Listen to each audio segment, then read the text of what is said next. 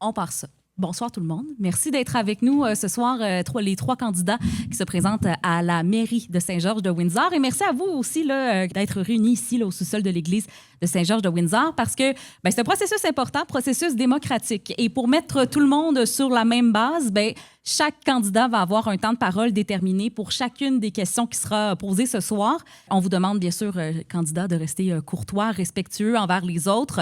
En aucun cas, il est permis d'interrompre, un autre candidat pendant son intervention. Si jamais c'est des attaques qui sont faites, le maître du temps, à ma droite, se réserve un droit de réplique au candidat qui a été attaqué pour avoir le droit de répondre. Vous l'avez peut-être vu également, on a fait un tirage au hasard pour l'ordre de passage. Ça a été déterminé avant le débat. Et les thématiques abordées ont été envoyées aux différents candidats 48 heures avant cette soirée. Donc, ils ont eu l'occasion quand même de se préparer puis de voir un petit peu les thématiques qui seront abordées ce soir. Donc, est-ce qu'on est prêt? Oui. Je vais présenter les trois candidats. On retrouve juste ici à ma gauche M. Richard Pellerin. Bonjour. Bonjour. Également M. René Perrault. Bonjour. Bonjour. Et Antoine Letendre. Bonjour à vous aussi. Bonjour. On va débuter la soirée en se présentant parce qu'on veut présenter aux citoyens pourquoi est-ce qu'ils devraient voter pour vous, c'est quoi votre parcours, pourquoi vous avez pris la décision de vous lancer en politique et qu'est-ce qui ferait que vous seriez un bon maire. Vous allez avoir 60 secondes pour répondre à cette question et c'est M. Richard Pellerin. Vous allez pouvoir commencer. Donc, présentez-vous, votre parcours, qu'est-ce qui vous a amené à vous lancer en politique municipale, puis également, qu'est-ce qui ferait de vous un bon maire? Dans le fond, je me présente, Richard Pellerin. J'ai grandi à Saint-Georges. J'ai fait carrière dans un bureau d'ingénieur conseil. Alors, je suis compétent sur les projets. Et mon implication municipale, j'ai travaillé beaucoup sur la construction de l'hôtel de ville. J'ai fait presque complètement le sentier pédestre et bien d'autres petits projets. Je connais l'administration municipale. J'ai des grandes capacités d'analyse puis de travail en équipe. Alors, je me lance parce que, pour moi, la démocratie, c'est important. Puis, je trouve que la démocratie, au niveau municipal, est malade un peu. Je veux aussi que l'information circule, pas qu'elle circule juste à l'intérieur du conseil, mais qu'elle soit partagée à toute la population. Je veux que la transparence soit partie intégrante du développement des projets municipaux. Et aussi, je veux un référendum sur le projet éolien pour vider la question une fois pour toutes.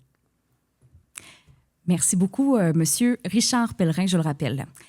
Ensuite, j'inviterai M. Antoine Letendre à prendre la parole, à se présenter votre parcours. Qu'est-ce qui vous a amené à vous présenter à la mairie de Saint-Georges de Windsor? La parole est à vous. Merci. Donc, mon parcours était, j'ai fait 3 mandats de conseiller. J'ai appris mes galons, j'ai travaillé au sein du conseil avec une équipe diversifiée. Je continue à penser que c'est ça qu'il faut. C'est une équipe qui vient de différents horizons, des gens qui ne font pas d'alliance en amont du conseil, qui se réunissent, qui ne se connaissent pas, mais qui apprennent à collaborer, comme on le fait tous à notre travail. On ne choisit pas nos collègues de travail, puis on avance à de quoi. Donc, je me suis lancé en disant ouvertement que j'étais pour le dossier des éoliens. C'est une des raisons pourquoi que je veux aller à la mairie. Je suis un candidat indépendant qui pense qu'il est le seul qui peut mener ce projet-là si les citoyens le veulent. Et en disant avec transparence mon opinion, les gens pourront voter selon leur choix. Merci beaucoup, M. Letendre. Et pour la troisième présentation, le candidat René Perrault en 60 secondes. Qu'est-ce qui ferait de vous un bon candidat à la mairie? Et également, qu'est-ce qui vous pousse à solliciter un nouveau mandat? Je trouve la question un peu drôle parce que ça fait déjà quand même 32 ans que je suis à la mairie. Donc, en tout cas, c'était de...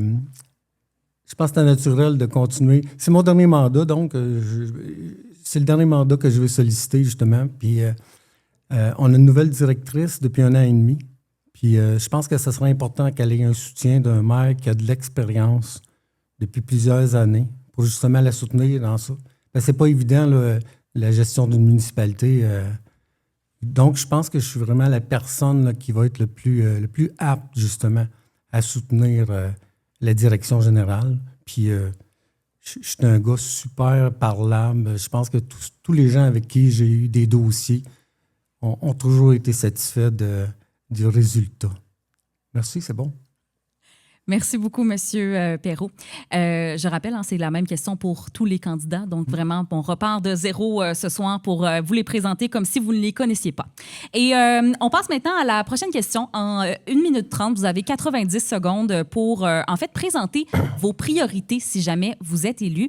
Et Monsieur Antoine Letendre, vous allez être le premier à pouvoir prendre la parole à ce sujet. Donc, dans mes priorités, comme j'ai mentionné aussi dans le prospectus que la municipalité a distribué, j'ai parlé qu'il fallait terminer la rue Conley. C'est un projet qui s'étire depuis plus d'une dizaine d'années maintenant. C'est un projet qui était très complexe, mais que je pense qu'on a suffisamment attendu. Ces gens-là méritent une rue vraiment exempte de nid de poule. Il faut terminer le travail. Je compte quand même dire, je voudrais changer l'atelier de travail qu'on a juste précédant les séances pour la changer par des séances d'information. Donc, c'est une idée que j'ai entendue dans la campagne actuelle par un candidat dans une autre municipalité. Et je pense que ça pourrait être une avenue de dire, on va présenter des choses, pourquoi pas essayer cette formule-là, puis continuer l'entretien des infrastructures, des ponceaux, des fossés, c'est continuer la poutine qu'on fait là, dans une municipalité. On a des projets déjà en cours qui est pour améliorer. On a des tableaux de bord, des fois c'est un peu à la mode au gouvernement provincial, des tableaux de bord, mais on a une entreprise avec Maxim, là, qu'on a des contrats, qu'on s'enligne sur avoir des tableaux de bord. C'est des tableaux qui vont être disponibles pour les citoyens aussi sur le portail de la municipalité pour dire, voyez l'état des ponceaux, les prioritaires, ceux qui vont bien, c'est l'état des routes. Donc, on revient à la même chose. Donc, c'est ce que je veux faire dans les premières actions. Merci beaucoup, M. Letendre. Et maintenant, j'invite René Perrault à prendre la parole. Si vous êtes élu, quelles seront vos priorités? Je pense que la première priorité, c'est vraiment de rencontrer le conseil. On l'a vécu la dernière élection. Le conseil avait une intention claire et nette de faire déblayer les trottoirs. Donc, oui, on a des idées, on veut aller, mais on a aussi un conseil à respecter. Je pense que dans les premiers, la priorité, c'est vraiment de connaître les attentes du conseil face. Parce que comme maire, je pense que c'est à moi à livrer la marchandise avec la directrice, avec les employés. Donc, si le conseil veut qu'on aille dans tel sens, bien, je pense que c'est vraiment à moi de pousser. J'ai tout le temps dit, c'est pas parce qu'on est petit qu'on ne peut pas voir grand. Donc, oui, on a des idées, mais on a 6 personnes autour de la table qui sont là pour nous aider, justement, nous diriger. Je pense que c'est une des priorités. C'est sûr que les dossiers, on a plein de dossiers qui traînent là, depuis plusieurs années, qui vont débloquer là, l'achat du terrain. On va pouvoir prolonger la rue. On va pouvoir regarder pour prolonger le sentier. Il y a plein de dossiers qui sont là. Puis je veux profiter vraiment des 4 prochaines années pour réussir à faire avancer ces dossiers-là, débloquer ces dossiers-là, lesquels on travaille depuis plusieurs années. Merci, M. Perrault. Et M. Richard Pellerin, vous êtes maintenant à vous la parole. Vous avez 90 secondes pour nous dire, si vous êtes élu, quelles seront vos priorités? Mes priorités à moi, c'est au niveau du conseil, principalement, c'est de rendre le conseil plus abordable pour les gens. C'est-à-dire qu'on va au conseil présentement, puis on est reçu comme si on était des envahisseurs. On n'a pas de réponse à nos questions. Tout se fait en catimini, en dessous de la table, si on pourrait dire. Alors, ma priorité, c'est d'ouvrir le conseil, d'ouvrir les discussions, savoir ce que chacun des participants au conseil pense sur toutes les questions importantes pour qu'on soit en mesure, au bout de 4 ans, d'évaluer ce conseiller-là, il est d'accord avec moi ou il n'est pas d'accord avec moi. Mais présentement, il n'y a aucune communication qui se fait dans ce sens-là. La seule communication qu'il y a au conseil, c'est... Alors, c'est pour ça que c'est ça ma priorité. Maintenant, on va aborder des sujets qui sont bel et bien d'actualité, des sujets qui touchent les citoyens directement. Des thématiques plus précises, notamment celle des éoliennes. Pour ou contre et pourquoi? Vous allez avoir 2 minutes pour vous prononcer sur le sujet. Et pour briser la glace sur cette thématique, j'invite M. Antoine Letendre à prendre la parole. Donc, comme je l'ai dit, je suis pour les éoliennes. Je me souviens du passé... minier qu'on a eu ici du temps du nom de Val-des-Sources, d'Asbestos. Et on a participé à la construction du Québec. C'était un outil qui allait fort pour, par exemple, les habits de pompiers. On a participé à la conquête spatiale avec l'amiante. ça a débloqué dans ce domaine-là. Donc, on participait au Québec. En ce moment, là, il y a des municipalités au Québec qui participent beaucoup à notre société parce qu'on ne le voit pas. Tu sais, Stablex, qui est à Mirabel, ils reçoivent les déchets dangereux des compagnies du Québec, des compagnies des États-Unis. C'est eux qui doivent gérer ça. C'est les déchets, on les met sur le bord du chemin, mais après ça, ils disparaissent. Mais c'est des villes comme Saint-Nicéphore, comme Beurré. Donc, nous, je pense qu'on peut faire, avec les projets éoliens, participer, contribuer à l'économie du Québec. C'est de se réconcilier parce qu'on en consomme l'électricité. Ce serait faux de dire qu'on n'en consomme pas, puis on ne sait pas d'où ça vient. C'est pas chez nous qu'il y a des barrages, qu'il y a des territoires immenses qui sont inondés. Ça a été fait il y a longtemps, mais on se réconcilie en ce moment, puis c'est correct. Mais justement, ça serait un pas qu'on pourrait faire, qu'on pourrait soutirer de la fierté de dire nous aussi, on contribue et on assume notre consommation. Donc, c'est pour ça que je pense qu'on doit être pour. Puis je suis content de dire que je suis pour parce que ça offre le choix, ça a ouvert la discussion aux électeurs de dire bien, maintenant, là, prononcez-vous. Je suis le seul qui peut le faire si vous le voulez. Parce qu'il y a des élus que, dans la réalité en ce moment actuelle à Saint-Georges, il y a des élus qui devront se retirer s'il y a le sujet, parce qu'ils ont des ententes chez eux. Il y a, comme mon adversaire René, bon. Et il y a deux conseillers aussi qui devront le faire. Il y a des élus en ce moment qui sont sur le conseil qui sont contre le projet. Il y a des élus qu'on ne sait pas, puis il y a une course. Il y a un poste de conseiller qui est en course, puis l'autre, un élu qu'on n'a pas entendu, on n'a pas encore entendu. Donc, si les gens le veulent, je suis le candidat pour ça. Je pense qu'on peut contribuer à travers les programmes, les volets que j'ai parlé. Merci beaucoup, M. Letendre, Antoine Letendre, je le rappelle, qui a brisé la glace au sujet des éoliennes. Et pour prendre la parole, je rappelle 2 minutes, M. René Perreault. La parole est à vous. Antoine a été chanceux, il a sorti plusieurs fois premier. On lui a suggéré d'acheter un billet de loterie ce soir. Je pense, à la base, on ne peut pas être contre une éolienne. Là. Une éolienne, c'est un moulin à vent qui produit de l'électricité. Donc, on ne peut pas être contre ça. Je veux dire, j'ai assisté à une rencontre à Québec où Hydro-Québec disait que d'ici 2050, ils vont vouloir doubler la capacité de l'électricité. On veut être plus propre, on veut éviter... Tu sais, les chauffages, il va falloir que ce soit électrique. Les voitures, on se tourne vers les voitures électriques. Ils ont dit, demandez pas si vous allez avoir des éoliennes, demandez-vous quand vous allez en avoir. On n'aura pas le choix tantôt, là. Puis 2050, là, c'est demain. Ben, moi, je vais être vieux pas mal, là, mais c'est tôt pareil. Là. Puis moi, en tout cas, j'ai l'impression que c'est incontournable, des projets comme ça. Puis là, on ne parle même pas des retombées dans la communauté, dans la municipalité, les investissements qu'on peut faire justement pour avoir des redevances, pour avoir des profits de ça.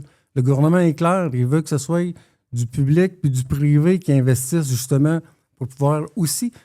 C'est pas juste au privé d'aller faire de l'argent avec ça. Il faut aussi que la communauté... Le gouvernement ça apprend absolument ça. Si la communauté ne s'implique pas dans le projet, bien, il n'y en aura pas. Mais j'ai l'impression que... On parle souvent de l'impact de l'éolienne au sol. Au sol, là, c'est 0,2 hectares. Un éolienne avec le chemin et tout, on parle de 0,6 hectares. Les compagnies vont signer, ils regardent un territoire qui doit avoir 6, 7, 8 000 hectares. Puis on parle de peut-être une dizaine d'hectares max qui vont être utilisés pour ça. Merci, M. Perreault. Et pour prendre la parole au sujet des éoliennes, je rappelle la question, les éoliennes pour ou contre et pourquoi? M. Richard Pellerin, vous avez 2 minutes. Moi, je suis pour les éoliennes. Je suis pour les éoliennes au bon endroit. Je ne suis pas pour les éoliennes en milieu agricole. Je ne suis pas pour les éoliennes près des maisons. C'est pour ça que je me présente. Je suis au courant des éoliennes. Je vous ai offert à la municipalité de vous donner des cours sur les éoliennes. Vous ne m'avez jamais appelé. Je peux vous dire, au Québec, il y a 47 parcs éoliens. Je peux vous dire la grosseur, la hauteur, le nombre de mégawatts. Je peux vous dire les règlements de zonage de chaque MRC qui accueille des éoliennes. Vous ne m'avez jamais appelé. Fait que vous prenez des décisions sans savoir ce que c'est. C'est beau, l'argent, mais moi, je pense que le bien-être des gens, c'est encore mieux. Et c'est pour ça que je pourrais vous instruire sur l'impact des éoliennes, l'impact au niveau du bruit. C'est pas gros, le bruit, c'est comme un frigidaire pour les petites. Maintenant, des grosses comme il y a ici, il y en a juste une place au Québec présentement. C'est sur la Côte-Nord, dans un endroit inhabité. Des grosses, comme il va y avoir ici, à 500 mètres des maisons, ça n'existe pas. Alors, il faut mettre tout en contexte, puis au moins soulever les impacts que ça a sur les citoyens. On parle du bruit, on parle d'effets stroboscopiques, on parle d'effets visuels, on parle des infrasons, on parle de la contamination des puits.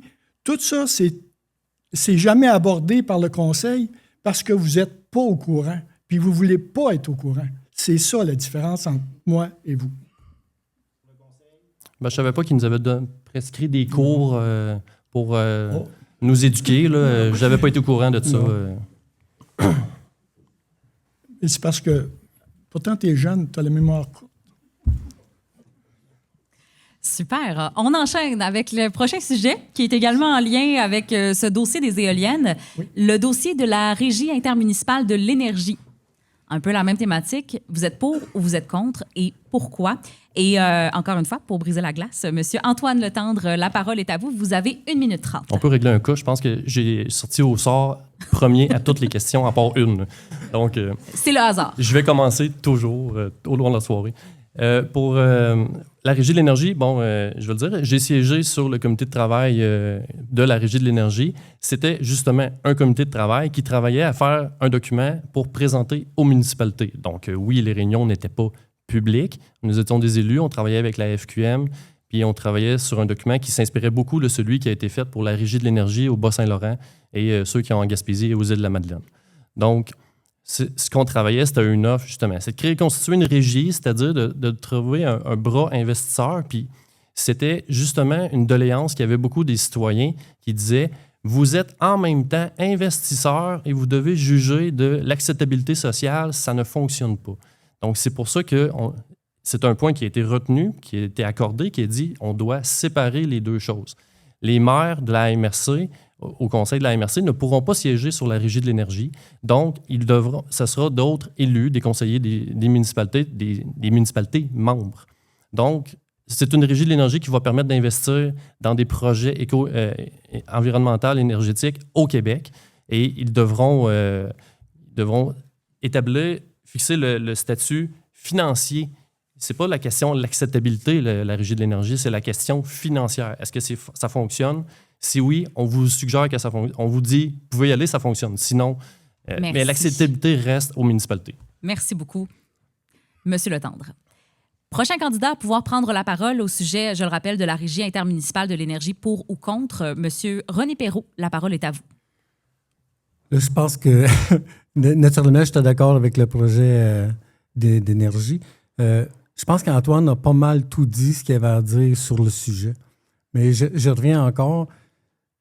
On n'aura pas le choix d'investir dans le projet. Donc, avoir quelqu'un qui vraiment regarde juste le côté monétaire de tout ça, je pense que c'est la façon de faire. Puis d'une façon ou d'autre, là, il y en a qui vont dire « Ouais, mais c'est pas tous des gestionnaires... je cherche le mot, en tout cas. C'est pas tous des qui ont le même... Mais on a toujours quand même la FQM qui est là, qui nous fournit des experts, qui, eux, ont travaillé sur plusieurs régies, plusieurs projets d'énergie renouvelable. Donc, je pense que le fait d'avoir vraiment un groupe qui va se pencher seulement sur l'économie, sur le monétaire, de tout ça, je pense que c'est une bonne chose, plutôt que ce soit les élus aussi. Merci, M. Perrault. Et M. Pellerin, la parole est à vous en 90 secondes. Donc, dossier de la Régie intermunicipale de l'énergie, pour ou contre et pourquoi? Je ne suis pas ni pour ni contre parce que je n'ai pas d'informations. Tout ce qu'on entend des élus, c'est exactement ce même discours-là, mais sur la fonctionnalité de la régie, on n'a aucun paramètre. Alors, la régie, ça va être créé, comme vous avez dit, avec 7 élus non-maires, mais la régie fait en sorte qu'elle va répartir les revenus de façon, par rapport à l'évaluation foncière, elle va répartir les revenus. Ça veut donc dire que pour Saint-Georges-de-Windsor, si on examine le projet de 2023, il y avait 930 000 de redevances. Alors, avec la régie, ça va être réparti en fonction des municipalités de la MRC, en fonction de la richesse foncière. Alors, Saint-Georges-de-Windsor va avoir 10 %. Il va avoir 93 000 sur le magot de 930 000. Val-des-Sources va avoir quelque chose comme 40 %, puis Wharton 15 %, puis Danville 21 %. C'est ça qu'il faut dire au monde, comment que ça marche. C'est quel pouvoir va avoir la régie, les différents intervenants, les conseillers qui vont siéger, c'est que ça va être un vote à double majorité, c'est-à-dire que la majorité des votants plus la représentation de la population. Ça veut dire que Val-des-Sources, avec Danville, il pourrait, avec Am-Sud... Je vous inviterai à conclure. On y reviendra. Merci beaucoup, M. Pellerin. Allez-y. En fait, c'est faux. Là. Il y a diverses informations qui sont fausses dans ce qui a été dit. Là. Le vote d'une double majorité, c'est lorsqu'il y a un vote. Lors du même vote, il faut qu'il y ait 2 conditions remplies. C'est-à-dire chaque municipalité a une action votante par 1000 habitants. Donc, oui, Val-des-Sources et Danville ont une majorité à eux seuls, comme ça, de vote. Mais il y a une deuxième condition qui doit être remplie lors de ce vote-là, qui est qu'il doit y avoir une majorité de municipalités qui ont autorisé la décision. Donc, ça, c'est pour la première chose. Il y a un deuxième aspect aussi que M. Pellerin a parlé là, de l'investissement. Le 900 000, c'est pas ça du tout. Là. Il se mêle entre les redevances puis la partie investisseur. Là, et je dois couper. Merci quand même pour le complément d'information. Est-ce que je peux répondre? Bien, c'est parce que si on a des redevances, ils vont se répartir comment? Si ce n'est pas comme ça. C'est ça qui est dans le règlement que vous avez adopté la semaine passée à la MRC. Alors, si vous n'êtes pas au courant du règlement que vous avez voté, mettons qu'il y a un problème. C'est parce qu'il y a vraiment une différence entre les redevances. Les redevances, c'est le site va produire de l'électricité. Donc, s'il produit, il évalue qu'il va avoir 900 000 $ de redevances parce qu'il s'attend qu'il va produire 150 MW à 6 500 $ du mégawatt. Ça, c'est les argents qui vont être distribués, pas à toutes les municipalités, aux municipalités qui reçoivent le projet. Pour ce qui est de l'autre, si on est juste 7 municipalités comme celle-là, c'est pas toutes les municipalités qui ont adhéré à la régie. Donc, ça va être selon l'investissement. Merci beaucoup, messieurs, pour cette discussion. On a plein d'autres beaux sujets à aborder ce soir parce qu'il y en a des choses sur le territoire de Saint-Georges-de-Windsor et de la MRC des Sources. Et le prochain sujet a fait beaucoup jaser, disons, dans les dernières années, la protection du territoire agricole et forestier. Doit-on en faire plus? Doit-on en faire moins? Qu'en pensez-vous? Et M. Antoine Letendre, ce sera à vous de prendre la parole en premier. Vous avez 90 secondes. Merci. Je considère que la loi de la CPTEQ, c'est une loi qui n'est pas facile parce qu'elle s'applique autant aux grandes villes qu'aux petites villes, essentiellement dans le sud du Québec, cette loi-là. En Gaspésie, Côte-Nord, elle ne s'applique pas. Là, mais c'est une loi qui est difficile, mais c'est une loi qui est primordiale et qui est super importante au Québec pour protéger quand même de l'étalement urbain. Il faut... En décembre 2023, la municipalité on a fait une demande à la CPTEQ et ça a été... on a eu un refus pour une petite zone qu'on voulait enlever de la zone verte.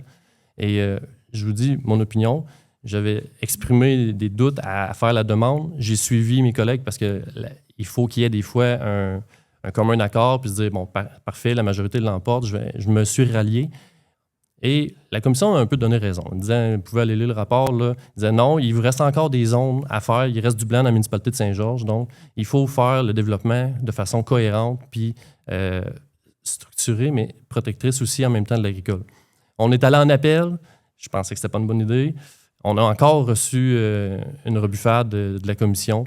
Donc, on a même voulu aller une deuxième fois en appel. Là. Moi, j'ai dit, je décroche là, quand même, il y a des limites. Là. Mais... donc, c'est une grande loi, je trouve. Il faut protéger le territoire agricole. Il faut trouver des moyens. Il faut explorer. On a des ressources en urbanisme à la MRC.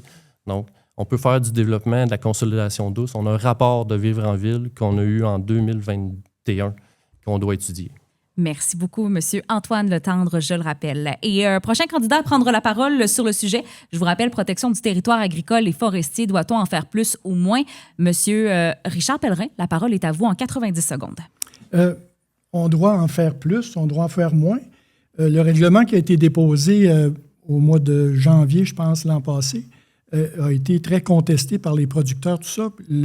Mon opinion sur le règlement, c'est qu'on traite le petit producteur qui a quelques acres de terrain comme un producteur qui a 3000 acres. On les traite sur le même pied. Fait qu'on a les mêmes procédures d'engagement de professionnels pour gérer sa forêt et tout. Alors, c'est un peu ça que je trouve la faiblesse de ça. Aussi, si on rapporte ça aux éoliennes, c'est que avec les éoliennes, la gestion de la forêt n'existe plus. Les éoliennes peuvent faire n'importe quels travaux, de n'importe quelle façon, en autant que c'est en rapport avec les éoliennes, ils peuvent saccager la forêt. Il n'y a aucun problème avec ça. Alors, excusez, je suis un mauvais élève. Merci, Monsieur Pellerin. C'est pour ça qu'on donne des temps de parole, parce qu'on a beaucoup de sujets à aborder ce soir. Et troisième candidat à prendre la parole sur la question du territoire agricole et forestier, je rappelle, doit-on en faire plus ou moins? Monsieur René Perrault, la parole est à vous. Naturellement, être un producteur agricole, je pense que la protection est super importante. Mais par contre, dans le dossier qu'Antoine parlait, c'est une petite bande de terrain qui longe la rue Marcotte où on pourrait mettre 4 maisons. Les égouts sont déjà dans la rue. Tout est prêt. Il y a juste à bâtir, mais il faut dézoner cette partie-là. Moi, je reste convaincu que si les propriétaires sont encore d'accord, on nous vend cette bande de terrain-là. Après une approche avec le préfet a fait une intervention pendant le colloque à Québec, la table des préfets. Puis ils ont justement parlé à la CPTAQ, puis ils ont certifié qu'aujourd'hui, ils avaient changé un peu la norme. Parce qu'avant ça, s'il y avait un terrain disponible à Val-des-Sources ou à Wharton, bien, on était géré à la grandeur de la MRC. Là, ils sont revenus plus local. Donc, à Saint-Georges, on pourrait leur faire la demande.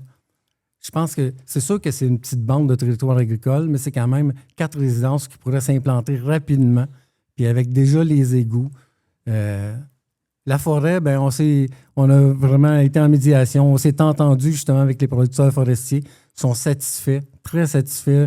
Ils sont venus encore à la MRC la semaine passée pour dire qu'on avait fait une bonne job avec la MRC et les producteurs. Merci, M. Perrault.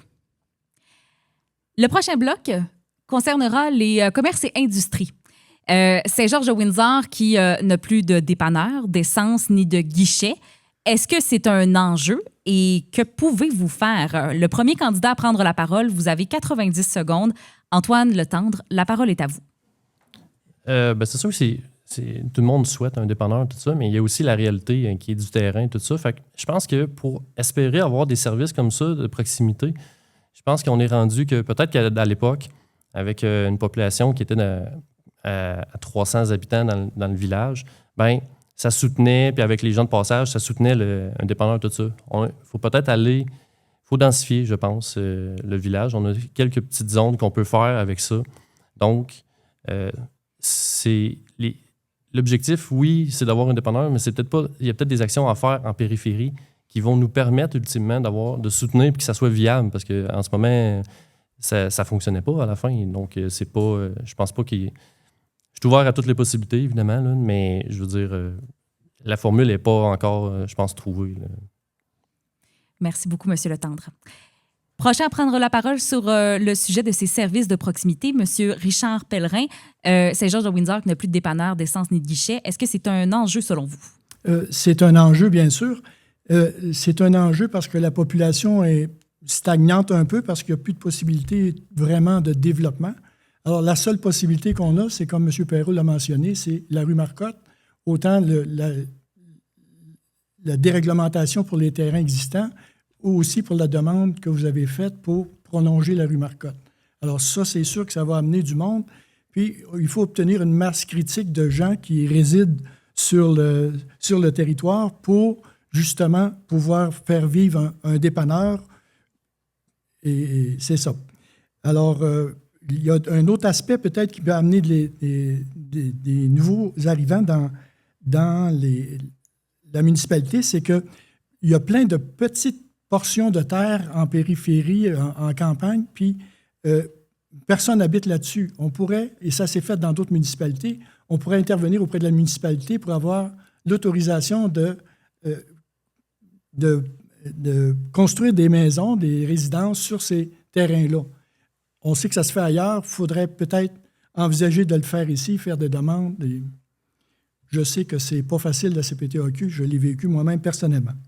Alors, c'est la fin de mes commentaires. C'est parfait. Vous êtes dans les temps. Merci beaucoup, M. Pellerin. Et finalement, M. René Perrault, pour tout ce qui est dépanneur, essence et guichet, Saint-Georges-de-Windsor n'a plus ça. Est-ce que c'est un enjeu selon vous? C'est sûr que ça reste un enjeu, mais comme Antoine disait, ça prendrait un promoteur qui croit en ça. Puis même l'ancien propriétaire du dépanneur, Marc, il disait, il faut que je réussisse à attirer la personne une première fois dans mon dépanneur. S'il arrête, après ça, c'est à moi de réussir à le convaincre de revenir chez nous. Mais c'est pas évident. Il y a beaucoup moins de passages au village qu'avant.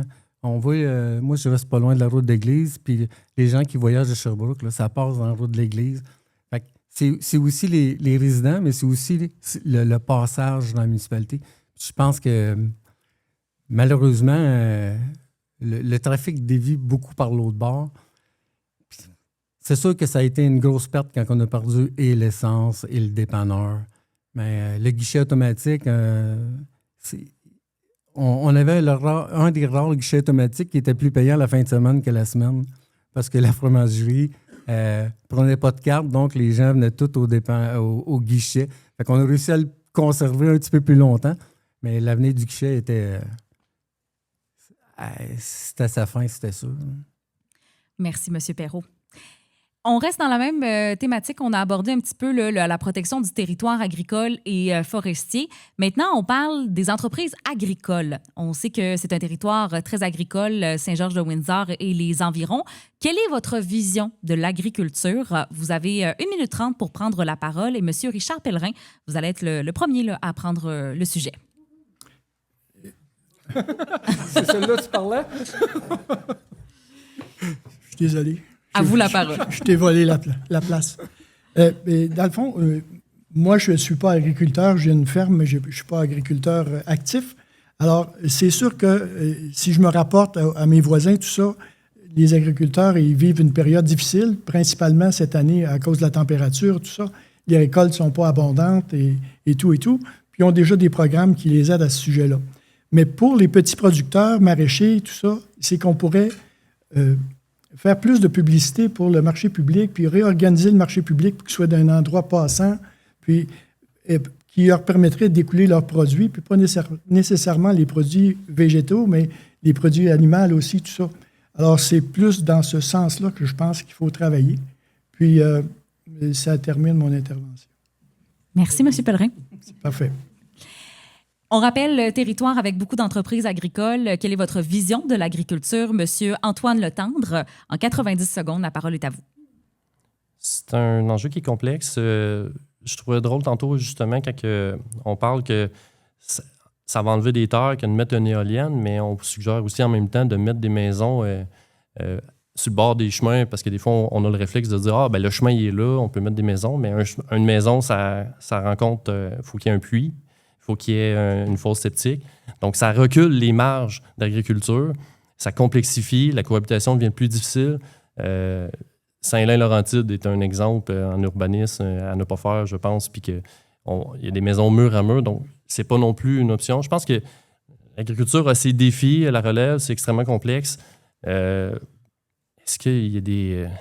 c'est difficile, je dirais. Là. Tu sais, pas sûr que la solution émane nécessairement d'une municipalité. Il y a des groupes comme l'Artère, il y a du parrainage.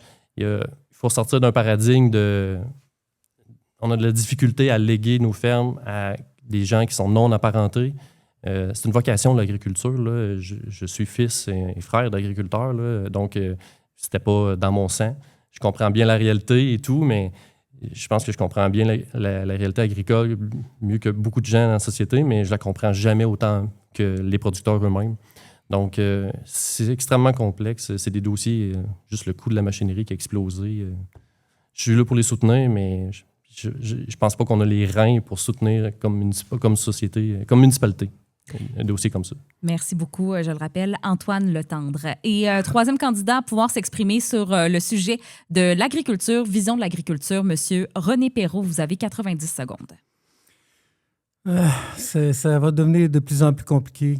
On voit qu'un tracteur que dans pas moins de à peine 10 ans, on payait 125 000. Aujourd'hui, il y a des producteurs qui en achètent puis ils coûtent 350 000.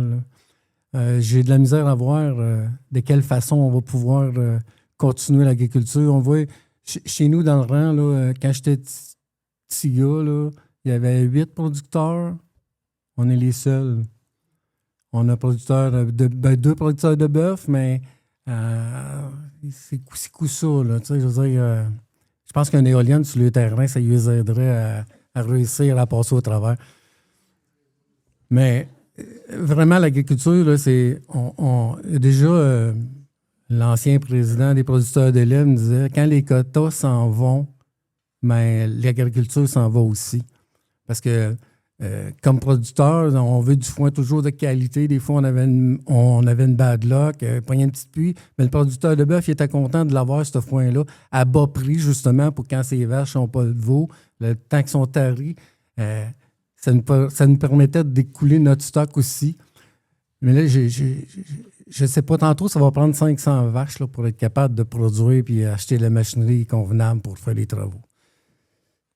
Merci, M. Perrault. Comme il disait, Perrault. la municipalité, on peut faire quelque chose. Merci beaucoup, M. Perrault. Et le troisième sujet de ce bloc commerce et industrie aborde la question du tourisme. Quelle place doit prendre le tourisme dans le développement de la municipalité? Pour prendre la parole en premier, bien, j'inviterai M. Antoine Letendre à prendre la parole en 90 secondes. Le tourisme, il fonctionne, je pense, de façon régionale. J'ai dit souvent que Saint-Georges était une porte d'entrée de la MRC. Donc, avec le belvédère qu'on a, ça amène beaucoup, beaucoup de gens. Là. C'est hallucinant. Quand on passe tôt le matin, il y a toujours un campeur à tous les matins que finalement, ils ont dormi là pendant 4 mois, peut-être 5 mois même. Après ça, il y a des dizaines de personnes qui passent par jour, puis des centaines, certaines les fins de semaine et tout. Mais le tourisme va passer par, oui, la MRC. Je dis souvent aussi, on est la porte d'entrée, mais quand on va chez quelqu'un, on ne reste pas dans le portique d'entrée, on rentre dans la maison, puis on va au parc régional à M-Sud, on va au commerce dans Val-des-Sources, sur Awaton, l'expérience de camping. Bon. Fait que chaque municipalité tire sa force, puis là, c'est là qu'on peut travailler en équipe. Je pense que là, c'est un dossier qui peut être bien supporté à la MRC. Puis est-ce qu'il y a une collaboration, il y a une synergie qui peut se faire, puis il y a une communication. Tu sais, peut-être un point qu'on peut améliorer à Saint-Georges là-dessus, c'est on participe pratiquement pas à la Chambre de commerce. Ils nous appellent à tous les ans, à la municipalité, à dire si nous, on veut participer, mais ça prend aussi, je pense, les entreprises elles-mêmes qui embarqueraient. Puis nous, on pourrait, après ça, peut-être juste les supporter ou peut-être qu'il faut qu'on fasse le premier pas pour attirer les entreprises, mais il faut se parler, pas juste à Saint-Georges, mais là, on est dans un volet qui est plus... les cantons de l'Est, là, c'est très attirant, donc on peut tirer notre épingle du jeu, mais on va le tirer avec les autres municipalités autour. Merci beaucoup, M. Letendre. Et le prochain à prendre la parole, ce sera M. Richard Pellerin. Je vous rappelle la question. Quelle place doit prendre le tourisme dans le développement de la municipalité en 90 secondes? Alors, le tourisme à Saint-Georges-de-Windsor, il est axé principalement sur la fromagerie. C'est plus localement, si on parle de Saint-Georges-de-Windsor. Si on parle de la région, c'est autre chose. Mais si on parle de Saint-Georges-de-Windsor, c'est que le tourisme est en fonction de la fromagerie presque exclusivement. On n'a pas non plus de facilité d'hébergement. Alors, les touristes qui viennent, c'est des passants, ce n'est pas des touristes qui restent sur les lieux, à part quelques caravanes qui stationnent à la Vache. Mais on est à peu près esclave de la fromagerie. Alors, il faut développer d'autres appartenances, d'autres activités qui amèneraient des touristes pour voir la région, voir Saint-Georges expressément. Alors, c'est là qu'il faut travailler, je pense, c'est développer un autre pôle d'attraction. Merci, M. Pellerin. Et pour prendre la parole sur le sujet du tourisme, quelle place doit prendre le tourisme dans le développement de la municipalité? M. René Perrault, vous avez 90 secondes. Oui, à La Vache, on est devenu un lieu d'accueil et de renseignement touristique. Donc, officiellement, on est sur les pamphlets Tourisme Québec. On a, je pense, c'est 7 ou 8 000 personnes qui ont passé à La Vache. On avait 2 employés, justement, pour donner de l'information, mais plus aussi régional. Dans le fond, faire visiter, dire qu'il y a un Mont-Ham, qu'il y a un camion à asbestos. Ils ont donné de l'information justement pour les touristes qui passent, qui arrêtent, puis qui passent un peu de temps chez nous. C'est sûr que le fait de ne pas avoir d'hébergement, ça nuit un peu. Là. Je pense qu'on pourrait les garder plus longtemps. Mais effectivement aussi, un moment donné, on pensait peut-être que l'Église ouvrirait justement pour faire des visites de l'Église. Naturellement, la fromagerie est un lieu où à tous les samedis, dimanches qu'il fait beau, il y a foule au village, comme on dit. Mais c'est sûr que le tourisme, ce n'est pas notre grosse force à Saint-Georges. Merci, M. Perrault. Et on va passer à au prochain bloc qui concerne habitation et jeunesse. Pour ce volet, la première question va porter sur la vision du développement d'habitation sur le territoire. Que pouvez-vous faire? Donc, vous avez 1 minute 15.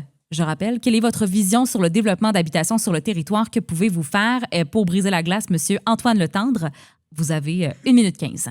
Là, on peut faire quand même, je pense, beaucoup de choses.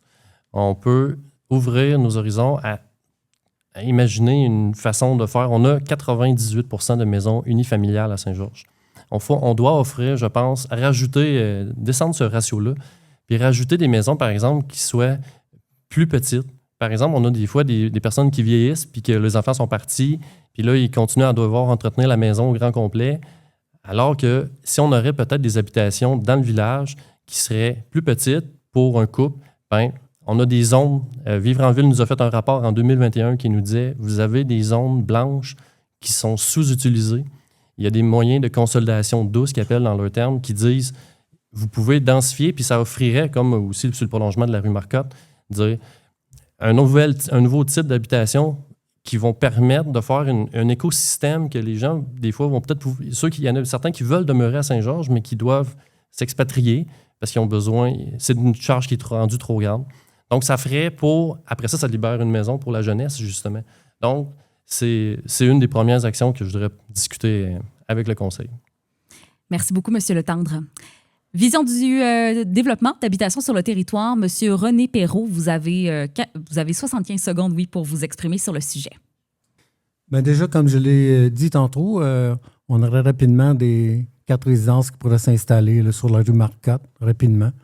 Naturellement aussi, je pense que le prolongement de la rue Marcotte va être un projet à étudier, à regarder. On a déjà fait des études sur le réseau des eaux usées. On sait qu'on est capable d'ajouter à peu près 40 unités dans la portion urbaine de la municipalité. Donc, ça, c'est fait. Là, on commence à regarder aussi, on va faire l'étude pour le puits, parce qu'il y a une partie qui a l'aqueduc, mettons. C'est pas partout, mais une partie qui a l'aqueduc. Donc, on est en train d'étudier, voir la capacité de notre puits. Est-ce qu'on peut rajouter justement un immeuble, quelque chose là, pour... si on rallonge la rue Marcotte, on sait qu'on n'a pas beaucoup de terrain quand même parce qu'il y a une grande zone humide en plein centre. Donc, ça va quand même nous limiter à pas tant de résidences, là, mais si on pourrait condenser, mettre plus de monde, des blocs ou quelque chose en même, bien, il faut quand même être sûr que pas être obligé de refaire un autre puits puis dépenser encore des centaines de milliers de dollars pour ça. Merci, M. Perrault. Et pour prendre la parole sur la vision du développement d'habitation sur le territoire de la municipalité, M. Richard Pellerin, la parole est à vous. Je suis d'accord avec mes confrères. La rue Marcotte, c'est le secret pour augmenter la population. C'est le seul endroit où, à peu près, où on peut construire des résidences. Encore faut-il se demander, comme vous l'avez souligné, que est-ce qu'on construit des résidences isolées, des maisons arrangées, un bloc appartement? Toutes ces questions-là sont ouvertes, sont à discuter. Mais aussi, je reviens un peu avec ça, c'est qu'il y a beaucoup de petits terrains ou qui sont à la campagne, qui sont vierges parce que la CPTAQ empêche de construire une résidence. Je pense qu'il y a quelque chose à faire avec ça, de la représentation, quitte à s'allier avec les députés puis les maires les autres maires de la MRC. Il y a quelque chose à faire là pour occuper ce territoire-là. Chez moi, dans le fond, c'est qu'il y a des maisons à tous les kilomètres et demi ou à peu près. Ça coûte le même prix pour les routes, pour l'entretien et tout ça. Alors, il faudrait maximiser ça parce qu'il y a beaucoup de terrains qui sont disponibles. Merci beaucoup, M. Pellerin. Prochain sujet dans Habitation et jeunesse, on poursuit sur l'attraction. Quoi faire pour attirer et maintenir les jeunes à Saint-Georges de Windsor? Vous avez 1 minute 15. Monsieur Antoine Letendre, la parole est à vous. Chez nous, des fois, quand on parle de maintenir, on avait une culture chez nous qui était un peu différente, que notre père, il nous foutait à la porte un peu pour les études. Puis il disait, non, allez vivre en ville, puis allez vivre d'autres choses, tu sais. Puis on est tous revenus, les trois. Là, donc, on est content quand il y a des gens qui viennent s'établir à Saint-Georges. Je pense pas que c'est l'idée d'un parc qui va attirer une maison. Il n'y a personne qui s'agit d'une maison en me disant « Ouais, la maison, c'est une chiotte, mais il y a un parc dans le village. » Tu sais, les gens, ils cherchent une maison qui vont combler leurs besoins, qui va satisfaire le prix, évidemment. Là. Donc, tu sais, puis il faut offrir les petites opportunités à ce qui est ça. Comme je disais, si on offre un nouveau type d'habitation, par exemple, dans le village, mais ça libère des maisons dans la campagne.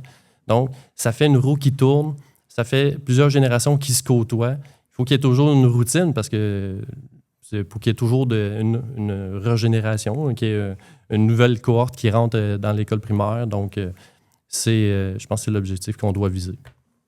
Merci, M. Letendre. M. Richard Pellerin, quoi faire pour attirer et maintenir les jeunes à Saint-Georges de Windsor en 1 minute 15? D'abord, il faut s'occuper des jeunes qu'on a présentement, puis il faut les occuper, puis il faut leur donner des défis, puis il faut leur donner quelque chose, un but à atteindre.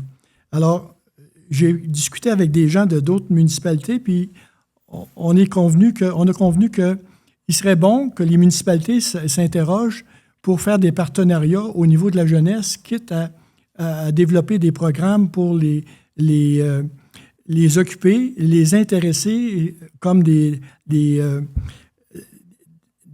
shows de musique ou des spectacles de musique, où il y avait Donjon Dragon quand mes enfants étaient jeunes. Il y a aussi possibilité peut-être de faire des pistes d'hébertisme autour du village. Avec la collaboration des propriétaires, ça serait relativement facile. Il y a aussi, c'est que le gymnase de l'école qui est en pourparlers, je pense que les projets ont été mis sur la glace, mais il faudrait peut-être essayer de pousser un peu ce projet-là pour que, si on avait un gymnase, encore là, ça attirait beaucoup les jeunes à faire du sport et tout ça. L'infrastructure qui nous manque ici, c'est un terrain de tennis. Merci, M. Pellerin. Et finalement, pour la question quoi faire pour attirer et maintenir les jeunes à Saint-Georges de Windsor, M. René Perrault, vous avez 1 minute 15. C'est un peu spécial, mais Saint-Georges, j'avais déjà fait un petit... j'avais été à Saint-Adrien parce qu'ils voulaient savoir qu'est-ce qui attirait les gens à Saint-Georges. C'est aussi banal qu'un terrain de balle. À Saint-Georges, il y a des joueurs de baseball, 5 soirs par semaine, je pense, qui sont là, les jeunes. Il y a une jeune équipe qui avait été, il y a plusieurs années, les gars, M. Foucault avait fait une équipe, ils ont fait jouer. Puis tous ces jeunes-là, aujourd'hui ont 40 ans, sont tous revenus à Saint-Georges. Je pense que si tu réussis justement à offrir des divertissements aux jeunes qui ne s'emmerdent pas quand ils sont là, bien, ils sont portés à revenir. Moi, chez nous, dans ma famille, on est tous, les enfants de mes frères et sœurs, on est tous à Saint-Georges, sauf une. Mes 2 enfants sont à Saint-Georges. Les enfants, je pense si on réussit à trouver quelque chose à faire puis qui aime la place quand tu es jeune, bien, ça te fait revenir à Saint-Georges. Merci beaucoup, M. Perrault. C'est notre dernière question de ce bloc Habitation et jeunesse. Pour ceux qui nous écoutent, je tiens juste à vous mentionner, après, il va y avoir un dernier bloc, puis le mot de fermeture. Donc, ça passe déjà très, très vite. On parle ici d'implication communautaire. Quelle est votre vision du travail à réaliser à ce niveau pour que les gens s'impliquent, l'implication communautaire vraiment là, dans son entièreté? Et pour briser la glace, M. Richard Pellerin, vous avez 1 minute 15 pour répondre à la question. L'engagement communautaire, ça fait partie un peu de la responsabilité des conseils municipaux, c'est-à-dire si les conseils municipaux sont dynamiques et créent des opportunités pour différents organismes, alors à ce moment-là, en les supportant, le monde va être plus porté à participer à ces organismes-là. Puis les municipalités aussi vont avoir à supporter financièrement probablement, puis donner l'exemple aussi en maintenant leurs organismes, c'est-à-dire comme l'organisme qui s'occupe des sports et d'autres qui s'occupent du développement. Et ces organismes-là ont besoin de support, que ce soit technique ou monétaire. Alors, les conseils municipaux, je pense, ont une certaine responsabilité dans ça. Merci beaucoup, M. Pellerin. On parle d'implication communautaire. Je le rappelle, M.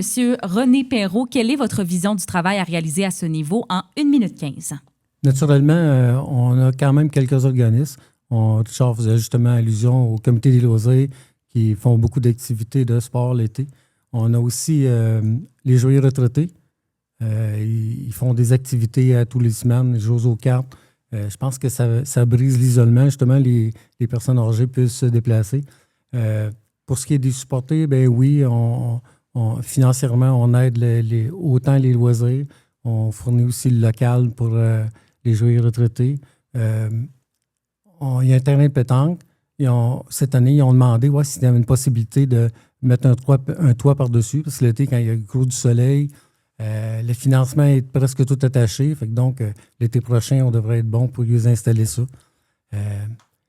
C'est sûr que pour des problématiques plus pointues, c'est sûr qu'on peut toujours se tourner vers le CDC à Val-des-Sources, qui, eux, ont une panoplie d'organismes sous leurs ailes, dans le fond, qui peuvent nous aider, justement. On a la papote roulante qui est disponible à Saint-Georges.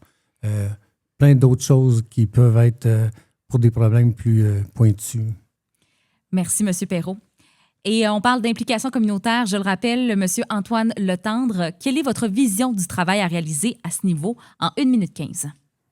C'est des choses qui sont très difficiles à cerner. C'est des gens que... Moi, je sais que on m'a inculqué ces valeurs-là de l'implication communautaire parce que mon père s'est impliqué, mon frère s'est impliqué. Je pense que ça vient beaucoup justement de l'exemple. Il faut qu'il y ait aussi... il y a des gens il y a eu un désintéressement des citoyens un peu, puis ça a laissé un peu une charge à ceux qui sont restés. Donc, il faut que les gens se disent « Ah, je vais aller donner un peu de temps », je pense, puis ça va permettre peut-être d'alléger, puis ça va rendre le tout agréable. Quand tu en as beaucoup, mais ça te donne moins envie d'aller d'en faire, l'implication. Donc, si on est plusieurs à se partager la tâche, ben ça devient beaucoup plus agréable à vivre, puis ça rend... Saint-Georges est vivant encore, mais ça repose sur quelques personnes que je salue là, hautement. Il y en a certains qui font beaucoup d'implications bénévoles. Et là, on est dans un moment justement qu'on s'enligne pour le presbytère, pour l'Église, pour le sous-sol ici, où on est présent ce soir. Il y a des enjeux qui s'en viennent, qu'il faut communiquer, se parler, dialoguer, puis on va trouver des façons d'améliorer ça et de chérir ces endroits-là qui sont très importants pour notre municipalité. Merci beaucoup, M. Letendre. Merci, messieurs, pour vos réponses. On passe au dernier bloc de cette rencontre entre les différents candidats là, à la mairie de Saint-Georges de Windsor. Le volet des routes et infrastructures, ça a été mentionné à quelques reprises depuis le début de notre soirée. La première question, le réseau routier. Quelle est votre vision du réseau routier et quelles seront vos priorités? Monsieur Antoine Letendre, la parole est à vous. Vous avez 1 minute 30. Je pense que ça va être difficile, par exemple, de se distinguer entre les 3 candidats là-dessus parce que c'est quand même de quoi qui est assez commun, que c'est de quoi qui est canné qu'il faut qu'on fasse. Là. On s'entend qu'un budget municipal, il y a beaucoup de choses cannées là-dedans. Puis, mais en tout cas, je vais le dire, mes collègues me répéteront. On veut entretenir les fossés, on veut entretenir les chemins, les rechargements, finir les segments où il y a du géotextile. Comme j'ai mentionné au début, je pense que la rue Conley... il faut faire un honneur à ces gens-là essayer de la terminer le plus rapidement possible. Donc, c'est un peu ce qui est dans la poutine. On fait l'équipe de la voirie de la municipalité fait une job que je trouve excellente là, pour le déneigement, pour l'entretien. Donc, on fait au mieux, on ne peut pas faire tous les projets en même temps. C'est les finances les finances des citoyens, tu sais, qui ne sont pas des poches infinies. Donc, on essaie de faire les choses le mieux qu'on peut, le plus rapidement possible. Et justement, le projet éolien permettrait de ramener le niveau plus rapide à un état de route convenable. Et puis ça va très bien, je pense, les routes. Là, je ne dis pas qu'ils sont délétères, là, mais c'est ça. Donc, il faut essayer d'améliorer, puis on a justement à rénover et à réparer certains segments. Donc, il faut continuer dans cette veine-là. Merci beaucoup, M. Letendre. Pour prendre la parole maintenant, M. René Perrault pour le réseau routier. Quelle est votre vision du réseau routier et quelles seront vos priorités? Ça fait un peu bizarre, là, mais j'ai besoin des 4 prochaines années pour terminer quelque chose que j'ai commencé depuis 20 ans. Dans le fond, ça fait une vingtaine d'années qu'on a commencé. On met une membrane, on recharge un bon pied de gravier par-dessus pour donner une structure portante. On a des chemins vraiment supérieurs à tout ce qu'on peut voir aux alentours. Il nous reste 5 km à faire. Donc, dans les 4 prochaines années, on devrait terminer ce bout-là. On a aussi, naturellement, le chemin Caulnay. Hein. Il y avait des poteaux électriques qui étaient carrément dans l'emprise du chemin. On a investi de l'argent, ça a coûté une centaine de mille, il fallait tasser les poteaux. Là, on va pouvoir vraiment penser à faire la rue aussi. On a aussi, comme Antoine en a parlé un peu au début, on veut prévenir à l'avance. Donc, on veut la firme, ils vont étudier nos chemins. Exemple, ceux qui sont asphaltés, les plus maganés, c'est-tu mieux de mettre une couche d'usure tout de suite ou les laisser se dégrader encore plus, puis les scarifier, Donc, être capable de planifier 5 à 10 ans à l'avance les coûts qu'on va avoir pour justement entretenir ces routes-là. Merci, M. Perrault. Et pour prendre la parole sur la question du réseau routier, quelles seront vos priorités, M. Richard Pellerin? La parole est à vous en 90 secondes. Dans le fond, c'est les mêmes priorités que vous avez mentionnées. Il faut terminer le travail commencé. Mais en plus, je pense qu'il faut répertorier, créer un répertoire de tous les composantes de la route, de manière à ce qu'on ait un inventaire des ponceaux, de la signalisation, tout ça, puis qu'on ait un programme de maintenance préventive pour s'assurer que ces ponceaux-là, ces ponts-là, ils sont en bon état, puis qu'ils vont l'être encore plusieurs années. Alors, cet inventaire-là va nous permettre de créer cette cédule de maintenance-là. Ce que je pense aussi, c'est qu'il faut revoir les limites de vitesse dans certaines portions des routes, principalement les rangs, où on voit qu'il y a de l'exagération dans les limites de vitesse, puis que ça crée un inconfort pour les utilisateurs, les marcheurs et tout ça. Alors ici, il ne faut pas oublier qu'avec le projet éolien, toutes ces belles routes-là, ils vont être scrappées parce que pour construire une éolienne, il y a plus de 2000 voyages de toutes sortes d'affaires qui vont sillonner sur les routes, souvent des charges très importantes. Alors, toutes les routes devront être évaluées au préalable. Alors, il faut reviser aussi... Merci, M. Pellerin. Excusez. Merci beaucoup pour vos réponses. Et toujours dans les routes et infrastructures, la dernière question de ce bloc, c'est les infrastructures municipales. Quelles devraient être les priorités? Monsieur René Perrault, vous avez 1 minute 30 pour aborder le sujet. La priorité 1, là, c'est vraiment la construction du gymnase. Un beau gymnase double, là, c'est un projet d'au-dessus de 6 millions, dans le fond. C'est sûr que ce n'est pas la municipalité elle-même qui va défrayer tous les coûts, mais ça fait déjà 3 ans que j'ai des rencontres avec la commission scolaire, la fabrique. Tout est attaché. Ils ont les terrains disponibles. La fabrique a cédé une partie des terrains justement pour agrandir la cour parce qu'avec la construction du gymnase, ça va prendre une partie de la cour, en tout cas une partie du terrain de fabrique pour agrandir la cour. Ça, je pense que c'est le projet, l'infrastructure 1 qu'il faut vraiment qu'il se passe. Ça fait déjà 3-4 ans qu'on est dessus. J'ai encore harcelé mon député samedi. Je l'ai vu, j'ai dit « Pense à nous autres, c'est à notre tour ». Puis il m'a effectivement dit que la prochaine annonce, la prochaine fois qu'il va déposer, qu'ils vont avoir de l'argent, ça va être pour le gymnase à Saint-Georges. Celui de Racine est fait, donc il dit « Ça va être à votre tour le prochain coup ». Je pense que pour la communauté, le soir, les gymnases sont... Aujourd'hui, on sait qu'avec les commissions scolaires, les gymnases sont disponibles pour la communauté pendant les soirées. Donc, ça va être une infrastructure vraiment importante. Merci beaucoup, M. Perrault. M. Richard Pellerin, quelles devraient être les priorités pour les infrastructures municipales en 90 secondes? Les priorités, je suis d'accord avec M. Perrault que le gymnase, c'est un attrait important pour la population. Alors, aussi, c'est qu'il faut aussi voir l'entretien de nos installations et équipements. Alors, il faut faire encore là, un inventaire de nos biens, comme l'hôtel de ville, les garages, la station d'épuration, les pompes, les climatiseurs, tous les équipements qu'il y a dans ça, pour créer une cédule de maintenance qui va faire en sorte que les équipements, on va les remplacer avant la fin de leur vie, puis on va éviter des coûts d'entretien énormes si l'installation n'est pas faite. Alors, c'est mes priorités dans ce sens-là. Merci beaucoup, M. Pellerin. Et pour prendre la parole sur le sujet des infrastructures, quelles devraient être les priorités? M. Antoine Letendre, vous avez 90 secondes. Comme mes collègues l'ont dit, le gymnase va être un attrait important. On a vécu dans un gymnase, pratiquement tout le monde ici a passé dans l'école primaire avec un gymnase qui n'en était pas un, qui était une salle à dîner à l'origine. Donc, ça va être un gymnase qui va être bien. On va pouvoir jouer au tennis à l'intérieur de ce gymnase-là qui va peut-être nous sauver les coûts d'en faire un à l'extérieur. On va pouvoir jouer à l'année en plus. Puis continuer, ce que M. Pellerin mentionne justement sur l'inventaire et tout ça, c'est justement le programme qu'on a commencé avec Maxime, qui est de faire un tableau de bord, puis inventorier tout ce qui existe justement, la centaine de ponceaux. On a une centaine de ponceaux dans la municipalité. On a à peu près 35 km de route qui est à nous, et les routes du ministère. Donc, c'est justement de continuer cet inventaire-là, de faire le gymnase, de faire la rue Conley.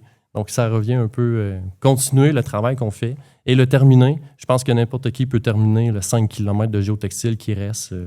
L'équipe en place va être capable de le finir. Puis je pense que c'est la priorité. Ça va être un objectif du conseil de faire ce qui reste à faire, finir le travail qui a été entamé brillamment depuis 20 ans. Merci beaucoup, M. Letendre. Maintenant, c'est le mot de la fin. Donc, la question qui est dessus? Ah, mon Dieu! Parfait. On me glisse à l'oreille la question qui tue. Il sera question de la gestion des finances de la municipalité. Vous aurez 60 secondes pour y répondre. Monsieur Antoine Letendre, la parole est à vous. Merci. Donc, je n'ai pas d'objectif de monter les taxes. Ce que je veux, c'est une gestion efficiente, efficace pour prévenir, avoir... des fois, il y a des imprévus qui nous arrivent, un ponceau qui cède. Donc, avoir la marge financière pour le faire. À la municipalité, on l'a déjà, cette marge financière-là. On a, pour 2025, on a 0 $ d'endettement à long terme. Donc, on a la capacité, on a les reins à faire face aux imprévus, mais on continue à faire l'entretien, comme on a fait le ponceau du cimetière cette année, qui a été un gros coup. Le chemin du lac, qui était un autre gros coup, qui a été fait il y a 1 an ou 2. Donc, on fait les projets quand même en temps, on investit. Et ce qu'il faut justement, on revient un peu aux éoliennes, ça nous donnerait ce coup de pouce-là pour justement, quand on veut entretenir les chemins plutôt que de les réparer, bien, on réussit à entretenir quand même passablement bien, mais l'argent des éoliennes nous permettrait de rattraper un peu le retard qu'on prend malgré nos bonnes finances. Merci, M. Letendre. Maintenant, M. Richard Pellerin, au niveau de la gestion des finances de la municipalité, vous avez 60 secondes pour vous exprimer. Bien, contrairement à ce qui est véhiculé par mes confrères, il n'y aura pas de documentation de taxes sous ma gouverne parce que, dans le fond, les taxes ont été augmentées de façon assez spectaculaire l'an passé. Alors, on présume qu'on en a assez payé. Alors, pour ce qui est des finances aussi, c'est que mon objectif aussi, c'est que le budget soit présenté dans une seule et même version. Présentement, c'est que si vous allez au discours du budget, on vous présente un budget, mais les élus ont un autre budget qui est différent. Alors, il y a un trou. Cette année, il y avait un trou de 425 000 $ de différence. Alors, moi, je veux que ça soit le même budget, le même document, qu'on ne se fasse pas berner par des montants qui ne concordent pas. Aussi, il faudrait revoir un peu la gestion contractuelle parce que elle a été modifiée à l'automne passé, mais je trouve qu'elle est déficiente dans son emploi actuel. Merci beaucoup, M. Pellerin. Et M. René Perrault, sur la gestion des finances de la municipalité, vous avez 60 secondes. Bien, naturellement, c'est assez compliqué de faire un budget sans augmenter les taxes, là. Je veux dire, toutes les infrastructures, toutes les choses qu'on achète, il y a tout le temps... Tu sais, à chaque fois que je fais le budget, depuis des années, j'essaie tout le temps avec la directrice générale, on vise 2 points, 2,1, selon le coût de l'IPC, là, l'indice prix consommation. On essaie toujours de... La cible, c'est ça. À quelque part, des fois, on a de la misère à l'atteindre, des fois, on réussit à l'atteindre. Dans le budget, je trouve important aussi, ça fait déjà une dizaine, 10-15 ans qu'on a instauré un budget, une place où c'est pour l'investissement municipal. Donc, on a tout le temps, mettons, un 50 000 s'il arrive pas un pépin, là, mais une occasion d'améliorer la vie des gens par une infrastructure, par n'importe quoi. On a toujours un 50 000 disponible pour justement améliorer ça. Merci beaucoup, M. Perrault. Donc, Antoine a demandé une réplique sur ce que M. Pellerin a dit. À vous la parole. Donc, c'était sous-entendu qu'il y avait un trou de 400 000 dans le budget. C'est complètement faux. Ce n'est pas un trou, c'est que selon les nouvelles lois sur la protection des renseignements personnels, on ne peut pas divulguer les salaires des employés. Donc, le 400 000, ça représentait les salaires des employés. Ça a été expliqué à M. Pellerin en séance. Ça a été expliqué à la séance de janvier. C'est un peu de la démagogie que de dire ça ici ce soir puis de laisser les gens croire qu'on cache de l'argent. On ne cache pas de l'argent. Il y a une façon peut-être de présenter les chiffres qui permettrait de à la fois cacher le salaire personnel des employés, mais de fournir l'explication. Donc ça, c'est vraiment, je trouve, déplaisant d'avoir une réponse de la sorte. C'est la seule municipalité qui fait ça.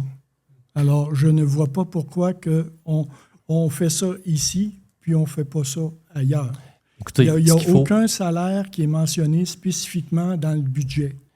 Ce que je dis, c'est que justement, il y a une présentation en ce moment qui s'est présentée d'une façon qu'on pourrait retracer l'information. Je pense qu'on peut adapter le budget pour que ça soit plus dissimulé, pour qu'on puisse savoir, cette personne-là, on sait que c'est elle. L'employé de la voirie, on sait c'est qui l'employé de la voirie, on est 1000, on se connaît tous, là. Donc, ce qu'il faut, c'est peut-être présenter différemment la chose, mais par exemple, on avait enlevé les factures à payer, puis on l'a revenu à ça, parce que justement, il y avait une mécompréhension de qu'est-ce qu'il fallait cacher, qu'est-ce qu'il ne fallait pas cacher. On a adapté les choses, on l'a représenté. Il y a de la transparence à la municipalité. C'est pas vrai qu'il n'y en a pas. Mais je pense qu'Antoine l'a bien expliqué, là. On ne peut pas divulguer le salaire de chaque personne. Donc, c'est un bloc salaire. C'était ça, le 400 000 $. Parfait. Merci beaucoup, messieurs. Je vous rappelle que par la suite, si vous avez des questions pour ceux et celles qui sont dans la salle, vous allez pouvoir aller les poser directement aux différents candidats. Juste avant, je vais leur laisser l'occasion de terminer cette rencontre pré-élection municipale en répondant à la question suivante. Pourquoi est-ce que les citoyens de Saint-Georges-de-Windsor devraient voter pour vous? Monsieur Antoine Letendre, vous pouvez prendre la parole. Vous avez 60 secondes. Je pense que je suis un bon candidat qui a appris au cours des 3 mandats que j'ai faits comment l'administration municipale fonctionne. Je n'ai jamais refusé de répondre à une question aux citoyens. Je suis quelqu'un qui est un peu timide, qui n'est pas à l'aise à... Je ne veux pas déranger les gens trop. Je suis quelqu'un qui fait ses choses chez soi. Donc, c'est sûr que je ne vais peut-être pas de l'avant, j'avoue. Là, j'ai une chose qu'il faut que j'améliore peut-être. Mais je suis quelqu'un qui va répondre, puis qui va parler, puis qui va être ouvert à la discussion, puis sur toutes les avenues possibles. Je suis un candidat qui est indépendant, je ne forme pas d'équipe, puis qu'on va former un groupe pour prendre le contrôle du conseil ou prendre le contrôle sur un dossier quelconque. Je ne veux pas me présenter, et ma conjointe ne s'est pas présentée aux élections. Je n'essaie pas d'acquérir 28 % du conseil en action votante dans ma maison. Donc, je pense que je suis un candidat indépendant qui va aider à rétablir un peu, parce qu'en ce moment, il y a 2 positions qui s'affrontent. Je pense que je peux être un médiateur face à ça. Merci beaucoup, M. Letendre. Ensuite, M. Richard Pellerin, en 60 secondes, pourquoi devrait-on voter pour vous lors de la prochaine élection? Moi, Richard Pellerin, moi, j'incarne le changement. Je suis celui qui peut rétablir la confiance des citoyens envers l'appareil municipal. Voter pour un autre candidat équivaut à changer 4,30 sous pour une pièce. Alors, je vous remercie de votre présence et n'oubliez pas d'aller voter. Merci beaucoup, Bonne M. soirée Pellerin. à tous. Et finalement, pour terminer la soirée, M. René Perrault, pourquoi est-ce que les citoyens devraient voter pour vous lors des élections? Je pense que si le passé est garant de l'avenir, je pense que je suis les personnes. Donc, on le sait, financièrement, la municipalité est dans une bonne situation financière, pas d'endettement, ça va bien, on le gère de la bonne façon. Je suis capable, mais je suis une personne qui relie les troupes, donc avoir un conseil qui est uni, qui va travailler tous ensemble pour faire avancer les projets. Je suis à l'écoute des citoyens. À chaque fois, je le répète, quand je suis au bureau, on est au service du citoyen. Donc, s'il y a un problème, on essaye de régler ça. On réussit toujours. Je pense qu'on ne trouvera pas personne qui a eu un problème avec la municipalité puis qu'on n'a pas réussi à s'entendre. Je pense que, puis je l'ai dit tantôt, la direction générale est quand même nouvelle. Ça fait 1 an et demi qu'elle est là. Puis c'est beaucoup, beaucoup de boulot. Puis je pense que je suis la personne qui peut la seconder mieux. Puis vous représenter serait un honneur pour moi. Merci beaucoup, M. Perrault. Je vous rappelle que la rencontre de ce soir sera disponible en réécoute. Si vous avez envie de réentendre des segments, le partager avec des gens dans votre entourage, ce sera disponible sur le site Internet de CJAN, donc cjan.media. Je rappelle le nom des 3 candidats à la mairie de Saint-Georges-de-Windsor qui sont avec nous ce soir. M. Richard Pellerin, M. René Perrault et M. Antoine Letendre. Merci, messieurs, d'avoir été là ce soir. Merci. Et je vous rappelle, le vote par anticipation débute ce dimanche 26 octobre et le jour du scrutin aura lieu le 2 novembre prochain. Donc, on vous invite à aller voter. Moi, mon nom, c'est Jasmine. Puis merci beaucoup d'avoir été avec nous ce soir. Oui, merci.